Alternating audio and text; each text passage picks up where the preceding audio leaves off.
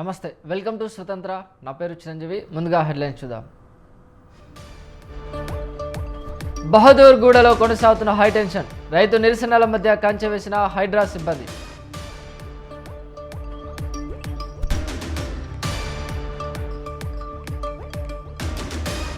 Anakapalli to Ayodhya యాత్రను ప్రారంభం. కాశీ దివ్య దర్శనం టూర్ ప్రారంభించిన ఎంపీ రమేష్.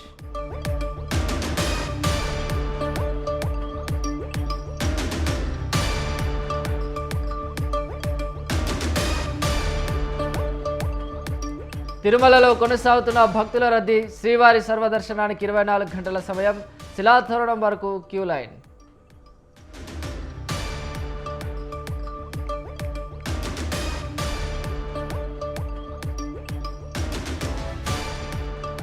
ఇవాళ ఫిఫా ప్రపంచ కప్ ఫైనల్లో అర్జెంటీనాతో తలపడనున్న స్పెయిన్.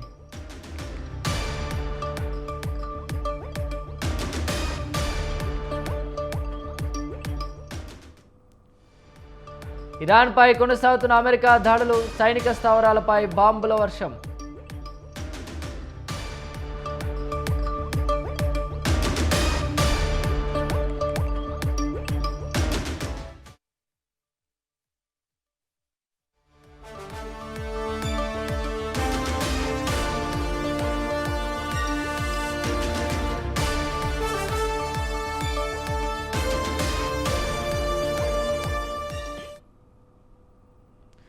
ఎన్నికల ముందు ప్రజలకు ఇచ్చిన హామీని నెరవేరుస్తూ అయోధ్య దివ్యదర్శన కార్యక్రమాన్ని ప్రారంభించామని ఎంపీ రమేష్ తెలిపారు. ఈ భక్తిపరమైన యాత్రను ప్రారంభించామని తెలిపారు.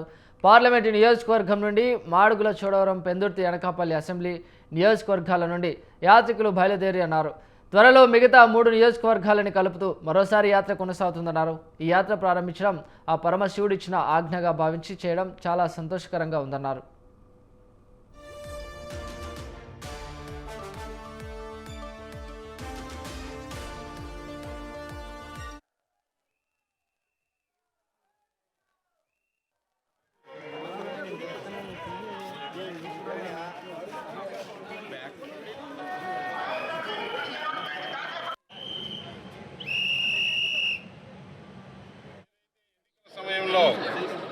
అనకాపల్లి పార్లమెంట్ నియోజకవర్గ ప్రజలకి అయోధ్య దర్శనం కల్పిస్తామని చెప్పి ఇచ్చిన మాట మేరకు ఇన్ని రోజులు అయోధ్య టెంపుల్ కన్స్ట్రక్షన్లో అక్కడ పని జరుగుతూ ఉండింది. ఇప్పుడు మంచి సీజను. దాదాపు ఒక 3 నెలల నుంచి కూడా అనకాపల్లి నుంచి ఒక టీం వెళ్ళి అక్కడ ఏ విధంగా వసతులు చూసుకోవాలి, ఎవరికి ఎలాంటి ఇబ్బందులు లేకుండా ఈరోజు భారతదేశంలో ఎక్కడా లేని విధంగా అనకాపల్లి పార్లమెంట్ నియోజకవర్గ ప్రజలకి దాదాపు ఈ ట్రైన్లో అయితే స్పెషల్ ట్రైన్ ఇది ఓన్లీ ఇక్కడి నుంచి అనకాపల్లి నుంచి బయలుదేరడానికి ఈరోజు 4 నియోజకవర్గాల నుంచి బయలుదేరుతున్నారు. దాదాపు 1500 మంది ఇక్కడి నుంచి బయలుదేరుతున్నారు. అక్కడ ఆల్రెడీ ఒక 60-70 మంది వెళ్ళి ముందే టీం వర్క్ అంతా చేసుకొని ఇక్కడ వాళ్ళు రిసీవ్ చేసుకునేదానికి నేను ఈరోజు ఇక్కడ ట్రైన్లో ఎక్కి రేపు మళ్ళీ అనకాపల్లి నుంచి వారణాసి చేరిన తర్వాత మొదట వారణాసికి వెళ్తుంది. రేపు సాయంత్రం దాదాపు 3 గంటలకి వీళ్ళు వారణాసి చేరుతారు. దిగిన తర్వాత అక్కడ వాళ్ళంతా రెడీ అయిపోయి రేపు రాత్రికే అక్కడ కాశీ విశ్వనాథ స్వామి దర్శనం చేసుకొని అక్కడి నుంచి మళ్ళీ అయోధ్యకి వెళ్ళి అయోధ్య దర్శనం చేసుకొని దాదాపు 5 రోజుల ప్రోగ్రాం. ఎక్కడ కూడా ఇంతవరకు కాశీ విశ్వనాథ్ టెంపుల్ పార్లమెంట్ సభ్యుడు అయిన తర్వాత పార్లమెంట్లో ఉన్నటువంటి ఎవరైతే అయోధ్య దర్శనాన్ని కోరుకుంటున్నారో వాళ్ళందరినీ అయోధ్యకి తీసుకెళ్తానని చెప్పి మాటిచ్చే మనిషే కాదు, మాట నిలబెట్టుకునే మనిషిని ఇవాళ నిరూపించిన మన ప్రీతం పార్లమెంట్ సభ్యులు సీఎం రమేష్ గారికి పార్లమెంట్ అన్ని నియోజకవర్గాల తరఫున వారికి అభినందనలు తెలియజేస్తూ ఒక పుణ్య కార్యక్రమం. అదేవిధంగా సీఎం రమేష్ గారు వారి దంపతులు ఇద్దరికి కూడా మనస్ఫూర్తిగా మరి ఆ భగవంతుడి యొక్క ఆశీస్సులు ఉండాలి.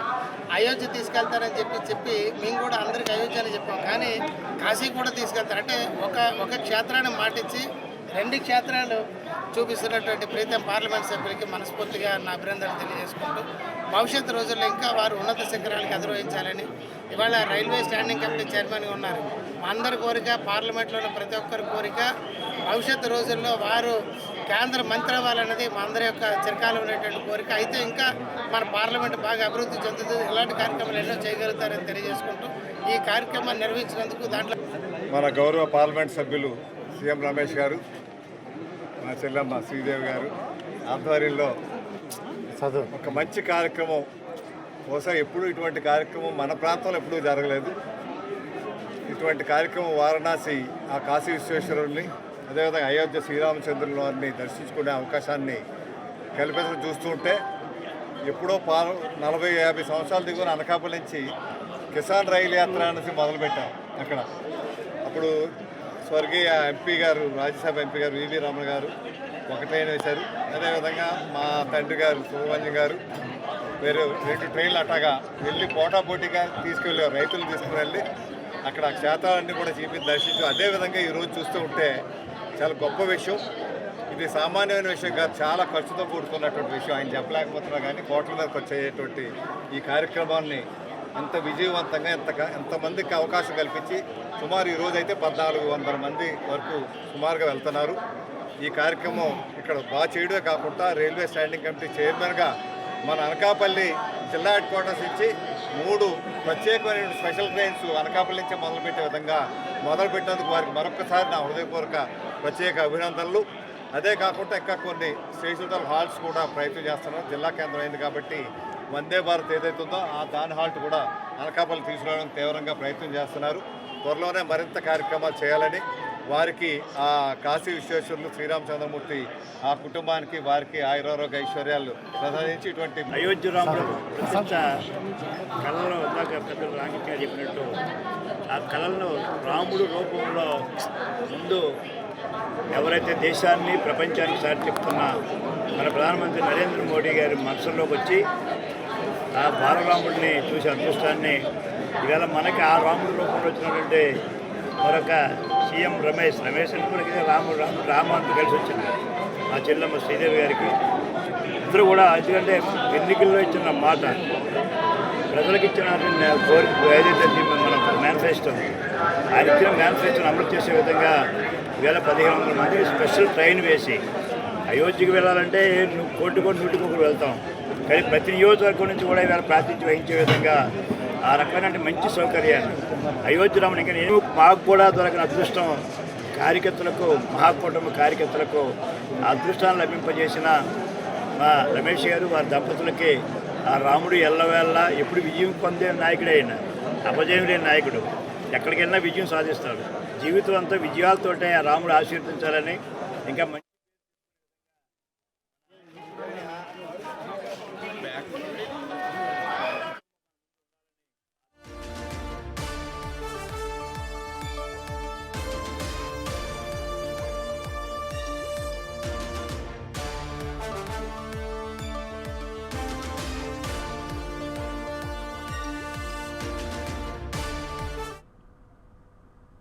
సిద్దిపేట జిల్లా హుస్నాబాద్ పట్టణంలో ఇటీవల జరిగిన వరుస చోరీల కేసులను పోలీసులు ఛేదించారు. ఈ మేరకు హుస్నాబాద్ ఏసీపీ కార్యాలయంలో ఏర్పాటు చేసిన మీడియా సమావేశంలో ఏసీపీ సదానందం కేసు వివరాలు వెల్లడించారు. చోరీలకు పాల్పడ్డ నిందితుడు రౌత్ పవన్కి 40కి పైగా కేసుల్లో నిందితుడని ఏసీపీకి తెలిపారు.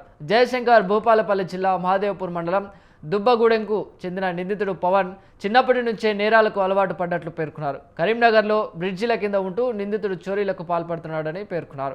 నిందితుడు పవన్ అక్కన్నపేట మండలం చౌటపల్లి పెద్దమ్మ ఆలయంలో చోరీ చేసినట్లు వెల్లడించారు. వారం రోజుల వ్యవధిలో హుస్నాబాద్ పట్టణంలో 4 ఇండ్లు 2 దేవాలయాల్లో నిందితుడు వరుస చోరీలకు పాల్పడ్డాడని తెలిపారు.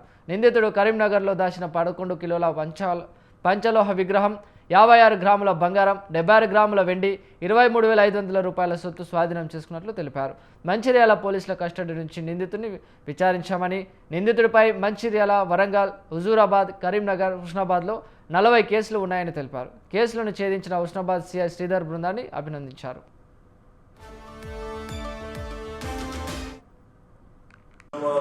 నగరంలో ఒకటే రోజు 4 షాపులలో, అట్లాగే తెల్లవారి మళ్ళీ 2 టెంపుల్లో దొంగతనం జరగడం జరిగింది.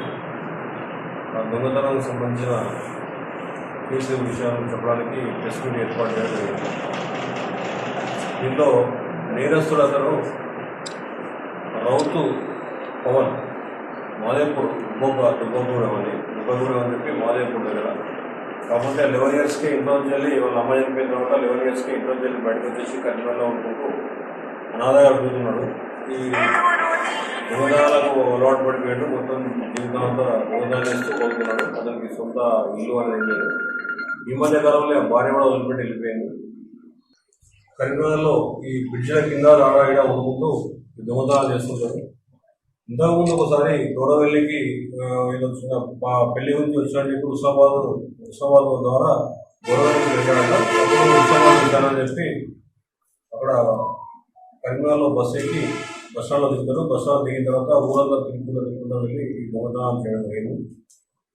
మనకు ఫస్ట్ దొంగతనం అనేది చౌటపల్లి దగ్గర ఈ పెద్దమ్మ టెంపుల్లో ఉంది. ఆ పెద్దమ్మ టెంపుల్లో ఈ పంచలో విగ్రహాన్ని వెళ్ళారు. సెకండ్ వచ్చి ఈ బాలయ్య గారి ఇంట్లో దొంగతనం చేయడం జరిగింది. అదే రోజు వరుసగా మిగతా పక్కన 3 షాపులలో కూడా దొంగతనం చేయడం జరిగింది. తర్వాత ఒక 2 days టైం తీసుకొని జూలై 2 నాడు మళ్ళీ ఈ పద్మశాలి భవన్లో ఉన్న మార్కండే టెంపుల్లో, తర్వాత అక్కడనే ఉన్న హనుమాన్ టెంపుల్లో, అక్కడనే ఉన్న ఒక ఇల్లు కూడా అటెండ్ చేయడం జరిగింది. దీంట్లో అన్నింటిలో కూడా ఇప్పుడు మొత్తం టోటల్ ప్రాపర్టీ ఎంత కూడా ఏంటంటే 5.6 అంటే 5 తులాల 6 గ్రాములు ఒకటి. హైదరాబాద్ నగరంలో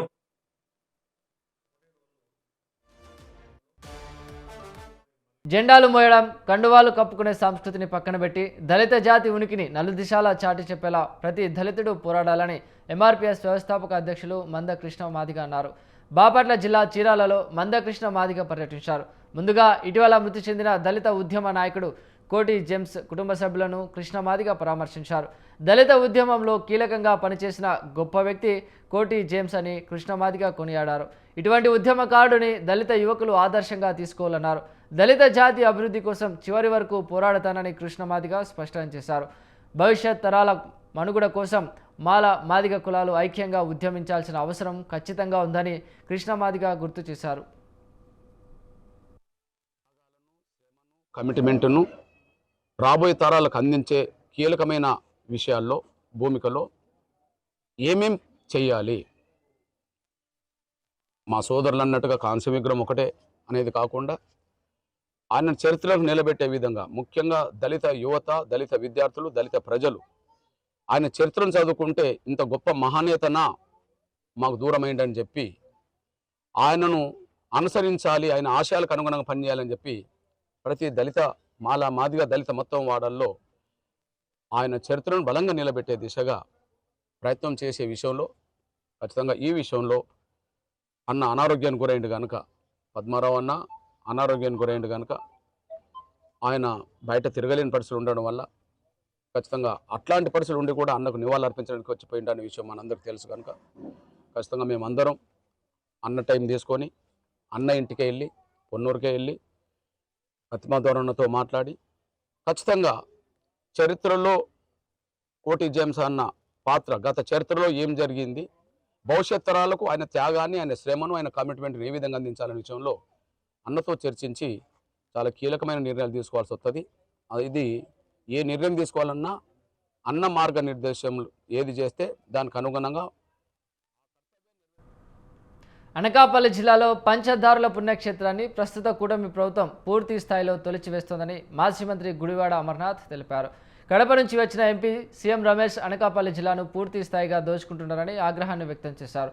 ఎంతో ప్రాచీనం కలిగిన పాండవులు నడిపిన పంచదారుల పుణ్యక్షేత్రం ఉమామహేశ్వర దేవాలయానికి ఆకాశగంగల ఈ కొండల నుంచి నీరు వస్తూ ఉంటుందని, అలాంటి కొండను దోచుకుంటున్న అధికారులు కనీసం అటువైపు చూడటం లేదని గుడివాడ అమర్నాథ్ అన్నారు.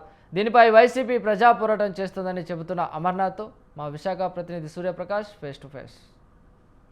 రాష్ట్రంలో ఎక్కడ చూసినా సరే కొండలన్నీ కూడా తొలిచేసిన పరిస్థితి కనిపిస్తుంది. ప్రధానంగా కూటమి ప్రభుత్వం గత ప్రభుత్వం పైన పలు ఆరోపణలు చేస్తూ కూడా అన్ని కొండలను కూడా పూర్తి స్థాయిలో దోచేస్తున్నారని చెప్పేసి అయితే ఆరోపణలు చేసి మేము వచ్చిన తర్వాత అన్నింటినీ కాపాడుతామని చెప్తారు. ఉన్నా కూడా ప్రస్తుతం అదే పర్యావరణ శాఖకు సంబంధించి ఒక మినిస్టర్గా ఉన్న వ్యక్తి డిప్యూటీ సీఎం పవన్ కళ్యాణ్ ఆధ్వర్యంలో ఉన్న చోట కూడా సనాతన ధర్మాన్ని కాపాడాల్సిన వ్యక్తులు కూడా ప్రస్తుతం పూర్తి స్థాయిలో ఇబ్బందులకు గురి చేసిన విధంగా అయితే ఆ కొండలను అయితే తొలిచివేయడంతో అయితే ఎక్కడికక్కడ పూర్తి స్థాయిలో ఇబ్బందులు అయితే ఎదుర్కొన్నారు. అసలు అక్కడ ధర్మ పోరాట దీక్ష కూడా చేస్తున్నారు. మధ్యాహ్నమే మనం చూస్తున్న ప్రాంతంలో అయితే ఈ యొక్క ధర్మ పోరాట దీక్ష కూడా చేస్తున్నారు. దానికి సంబంధించి పూర్తి స్థాయిలో దానికి సంబంధించి పూర్తిగా వైసీపీ కూడా మద్దతు పడుతుంది. అసలు ఏం చేయబోతున్న విషయం తెలుసుకుంది. సార్, ఇప్పుడు అక్కడ పంచదారులకు సంబంధించి పూర్తిగా కొండ మొత్తాన్ని కూడా దోచేశారు. దాంతోపాటు అక్కడ డిప్యూటీ సీఎం పవన్ కళ్యాణ్ శాఖ కూడా ఇది కావడం పూర్తిగా ఎలా చూడొచ్చు అంటారు? గతం సనాతన కూడా చెప్తున్నారు, ఎలా చూడొచ్చు? ఒకటే అక్కడ కేవలం మైనింగ్ ఒకటే ఇష్యూ కాదు. మైనింగ్తో పాటు అక్కడ అత్యంత పవిత్రమైనటువంటి పంచదారుల ధర్మలింగేశ్వర స్వామి వారి ఆలయం కూడా ఉంది. అది ఎప్పుడు దాదాపు 1100 సంవత్సరాల క్రితం చాళుక్యులు కట్టినటువంటి టెంపుల్. మహాభారతంలో కొన్ని సన్నివేశాలు కూడా అక్కడ జరిగినాయి అనేటువంటిది కూడా అక్కడ ఒక నానుడు కూడా ఉంది. సో అంత పవిత్రమైనటువంటి స్థలాన్ని కేవలం వీరి డబ్బు కోసం, అవినీతి సంపాదన కోసం ఈరోజు ఎన్ని రకాలుగా ఇచ్చేశారంటే ఆ టెంపుల్ సరౌండింగ్స్లో టోటల్గా మైనింగ్ చేసి ఆల్మోస్ట్ 60-70 అడుగులు డీప్కి వెళ్ళిపోయి ఉన్నటువంటి మైనింగ్ నామ్స్ని అతిక్రమించి ఏదైతే ఇవ్వాల్సినటువంటి వాళ్ళకు ఉన్నటువంటి 2.5 హెక్టర్స్ ఏరియా పరిధి ఏదైతే ఉందో దాన్ని దాటేసి వెళ్ళిపోయేటువంటి కార్యక్రమాలు చేశారు. ఈరోజు అక్కడ ఉన్నటువంటి ప్రజలు కానీ భక్తులు కానీ ఈరోజు సనాతన ధర్మాన్ని పాటించేటువంటి అనేక మంది వేలాది లక్షలాది మంది ఈ రాష్ట్రంలో ఉన్నటువంటి వారు కానీ వారి తాలూకా ఆలోచనలన్నింటినీ కూడా దెబ్బతీసేటువంటి కార్యక్రమం చేశారు.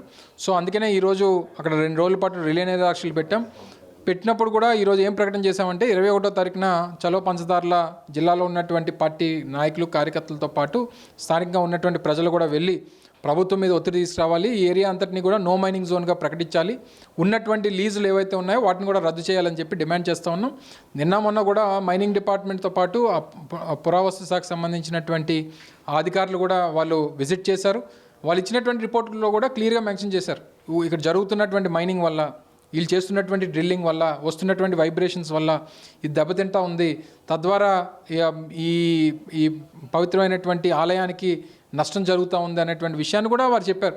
చెప్పిన తర్వాత కూడా ఇంకా మేము టెంపరీగా హోల్డ్ చేసాం, ఈరోజు రేపు జరగనేమో మైనింగ్ అనేటువంటి మాట చెప్పడం అనేటువంటిది ప్రభుత్వంకి, అంటే దేవుడన్నే భయం లేదు, ప్రజలన్నా భయం లేదు, కేవలం అక్రమ సంపాదన కోసం ఏం జరిగినా ఏదైనా మేము దేన్నన్నా ఖాతరు చేయము అనేటువంటి విధంగా ప్రభుత్వం వ్యవహరించడం అనేటువంటి కరెక్ట్ కాదు. దీంట్లో ప్రధానమైనటువంటి పాత్ర స్థానిక పార్లమెంట్ సభ్యుడు అనకాపల్లి ఆయన పాత్ర ఉంది. వారి పిఏ పేరు మీద లీజులు ఉన్నాయి, ఆయన కంపెనీ పేరుండా టెంపరీ పర్మిట్లు ఉన్నాయి. ఇవన్నీ చూసిన తర్వాత వీళ్ళు అంత దూరం నుంచి వచ్చి ఇక్కడ దేనికి పోటీ చేశారంటే ఇక్కడ పంచభూతాలని కొట్టుకు తినాలనేటువంటి ఉద్దేశంతో వారు ముందుకు వచ్చారు.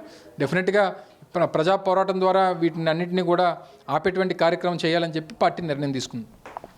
ఇది ఏదైతే నిత్యం కూడా ప్రజా పోరాటం కోసం అని చెప్పేసి ఏదైతే ఎక్కడికక్కడ పూర్తి స్థాయిలో ఈ యొక్క కొండల్ని తొలిచివేస్తున్నారో దానిపైన కూడా పోరాటం చేయడానికి వైసీపీ పార్టీ ఎప్పుడు సిద్ధంగా ఉంటుందని, అలానే కడప నుండి ఈ ప్రాంతానికి వచ్చి కూడా పూర్తిగా దోపిడీ చేయడానికే ప్రస్తుతం ఈ యొక్క ఎంపీ అనకాపల్లి ఎంపీ అయితే కొనసాగుతున్న పరిస్థితి కనిపిస్తుందని చెప్పేసి మనతో పాటు మాజీ మంత్రి గుడివాడ అమర్నాథ్ తెలియజేసిన పరిస్థితి కనిపిస్తుంది. కెమెరామెన్ సాయి కిరణ్తో సూర్యప్రకాష్, స్వతంత్ర టీవీ.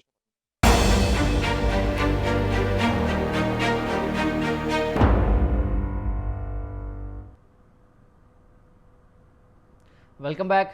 గుంటూరు జీజీహెచ్ ఆసుపత్రి అభివృద్ధిలో మరో కీలక అడుగు పడింది. అత్యవసర వైద్య సేవలను మరింత బలోపేతం చేసే దిశగా 10 కోట్ల వ్యయంతో నిర్మించనున్న Aziz Khan ortho and trauma block నిర్మాణానికి కేంద్ర సహాయ మంత్రి పెమ్మసాని చంద్రశేఖర్ శంకుస్థాపన చేశారు. ఈ కార్యక్రమంలో ఎమ్మెల్యేలు బూర్ల రామాంజనేయులు, మహమ్మద్ నజీర్, దూలిపల్ల నరేందర్ పాల్గొన్నారు.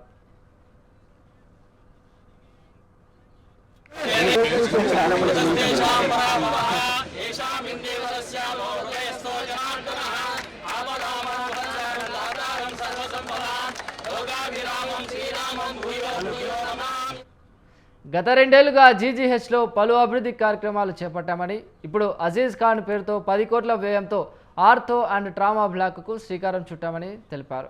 100 పడకలతో G+5 భవన నిర్మాణం కొనసాగుతుందని, ప్రస్తుతం ప్రతి నెల 300కు పైగా ట్రామా శస్త్రచికిత్సలు నిర్వహిస్తున్నామని తెలిపారు.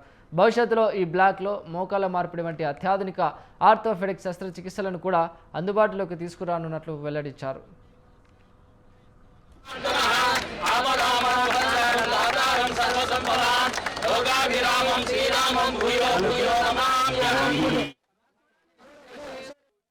ఏంటంటే క్వాలిటీ తోటి బిల్డింగ్ కంప్లీట్ అయి ప్రజలకు ఉపయోగపడాలి. దానికోసం ఎవరైతే దాతలు ఇస్తూ ఉన్నారో కంప్లీట్గా వాళ్ళకే చెప్పాం, మీకు కావాల్సిన కాంట్రాక్టర్ని తెచ్చుకోండి, మీరు పెట్టుకోండి, ఎవ్వరు గవర్నమెంట్లో ఇన్వాల్వ్ అవ్వరు. మా ఉద్దేశం ఏంటంటే గవర్నమెంటు వాళ్ళకి MOU చేయటం, ఆ కాంట్రాక్ట్ ఫెసిలిటేట్ చేయటం, వాళ్ళకి బాటిల్ నెక్స్ క్లియర్ చేయటం వరకే మా బాధ్యత. మేము ఇన్వాల్వ్ అయ్యి గవర్నమెంట్ మళ్ళీ ఎన్ని ఇబ్బందులు లేకుండా కంప్లీట్గా 100% వాళ్ళందరికీ దీనివల్ల ఏమవుతుందంటే వాళ్ళు ఇచ్చే ప్రతి రూపాయి కూడా వాళ్ళకి తెలుసు. అంటే ఒక్క రూపాయి కూడా ఇందులో పక్కదారి పట్టడం లేదు. ఎవరైతే ఈ ప్రాంతానికి మేలు చేయాలి అని అనుకునే వాళ్ళు ఎవరికైనా మీ సభాముఖంగా మళ్ళీ ఒకసారి రిక్వెస్ట్ చేస్తున్నాం, 100% మీ కంట్రోల్లో ఉంటుంది, 100% ట్రాన్స్పరెన్సీ ఉంటుంది. దానికి పూర్తి బాధ్యత మాది. కాబట్టి మీరు నిర్భయంగా ఇక్కడికి వచ్చి మీరు చేయాలనుకున్న సేవ చేసుకోవచ్చు ఈ ప్రాంతంలో. ఉద్దేశం ఏంటంటే రైతులకు 48 గంటల్లో సాగునీరు అందించేలా చర్యలు చేపట్టకపోతే చలో దెందులూరు పిలుపునిస్తామని దెందులూరు మాజీ ఎమ్మెల్యే కొటారు అబ్బయ్య చౌదరి అన్నారు. దెందులూరు మండలం కొవ్వలిలో సాగునీరు అందక ఎండిపోతున్న పొలాలను నాయకులు కార్యకర్తలతో కలిసి ఆయన పరిశీలించారు. గత ప్రభుత్వ హయాంలో రైతులకు సాగునీటి ఇబ్బందులు లేకుండా చర్యలు తీసుకున్నామని, పోలవరం కుడి కాలువ నీటిని అందించడం ద్వారా సీతంపేట కాలువ ఆయకట్టు రైతులతో పాటు గోదావరి ఏలూరు కాలువ ఆయకట్టు రైతులకు కూడా సాగునీరు అందించామని వివరించారు.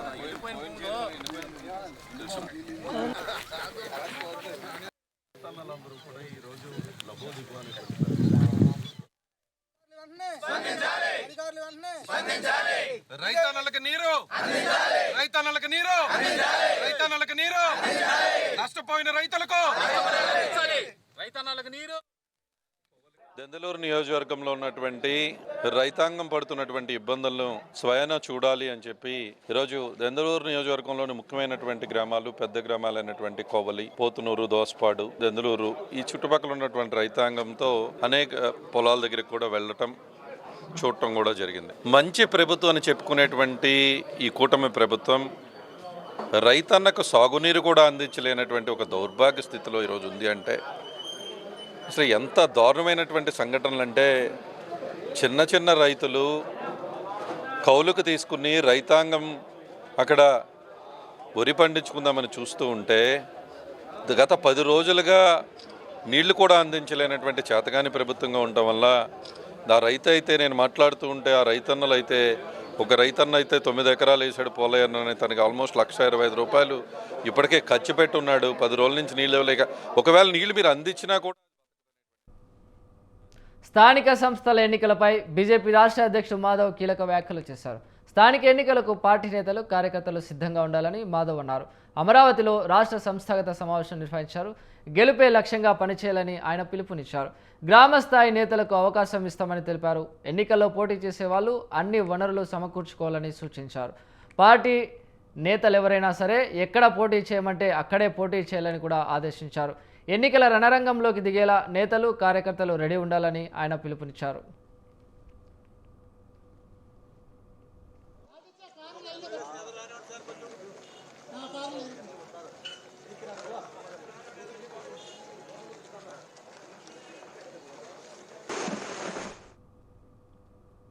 పుట్టపర్తి నియోజకవర్గంను ప్లాస్టిక్ రహిత ప్రాంతంగా తీర్చిదిద్దేందుకు ప్రతి ఒక్కరూ బాధ్యతగా ముందుకు రావాలని ఎమ్మెల్యే పల్లె సింధూర పిలుపునిచ్చారు.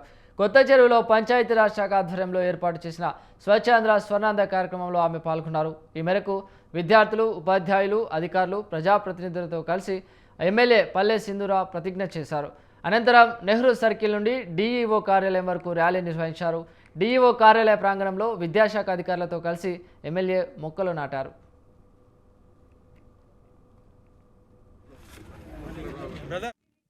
కాపాడుకుంటూ మన భావితరాలకు కూడా అదే విధంగా మనకి ఎంత జాగ్రత్తగా మన తల్లిదండ్రులు అప్పచెప్పారు, అంతకంటే గొప్పగా మన భూమిని మన భావితరాలకు ఇవ్వాల్సిన అవసరం ఎంతో ఉంది.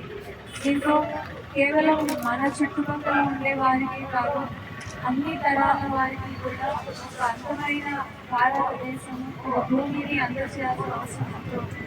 దీనికి కావాల్సినట్టుగా ప్లాస్టిక్ యూసేజ్ తగ్గించడం, ఎక్కువ చెట్లు నాటడము, చెట్లు నాటికే వాటిని సంరక్షణ చేసుకుంటూ నీటిని కూడా వేస్ట్ చేయకుండా. ఇవి bulletin updates. For more updates keep watching స్వతంత్ర. సత్యాన్ని నిర్భయంగా చెప్పగలం, తప్పుల్ని ఖచ్చితంగా చూపించగలం. స్వతంత్ర టీవీ, సామాన్యుడి న్యూస్ ఛానల్.